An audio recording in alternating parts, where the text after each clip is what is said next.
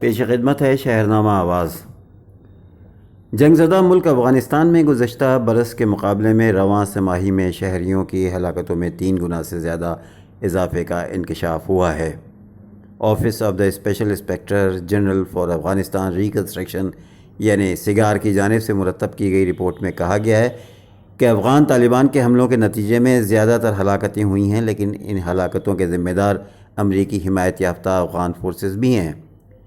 سگار کی رپورٹ میں کہا گیا ہے کہ افغانستان میں اقوام متحدہ کا امدادی مشن 1 جنوری سے 30 ستمبر تک ہونے والی تمام شہری ہلاکتوں میں اضافے کا الزام حکومت مخالف عناصر پر کرتا ہے۔ رپورٹ میں کہا گیا ہے کہ طالبان سمیت حکومت مخالف فورسز اس عرصے کے دوران 5117 شہریوں کی ہلاکتوں کے ذمہ دار ہے، جو کہ مجموعی تعداد کا 62% ہے۔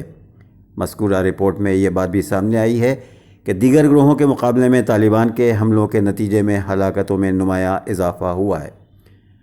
افغانستان میں اقوام متحدہ کے امدادی مشن کے مطابق رواں برس 2019 کے ابتدائی 9 ماہ کے دوران طالبان کے حملوں کے نتیجے میں 3286 شہری ہلاک ہوئے ہیں، جو مجموعی تعداد کا 46% ہیں۔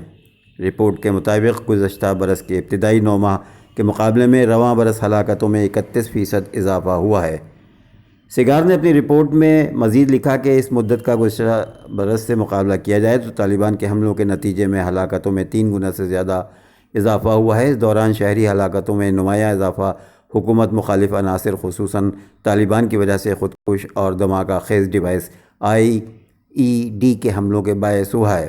افغانستان میں اقوام متحدہ کے امدادی مشن نے رواں برس جولائی، اگست اور ستمبر میں سال 2018 کے مقابلے میں IED حملوں میں 72% اضافہ ریکارڈ کیا ہے۔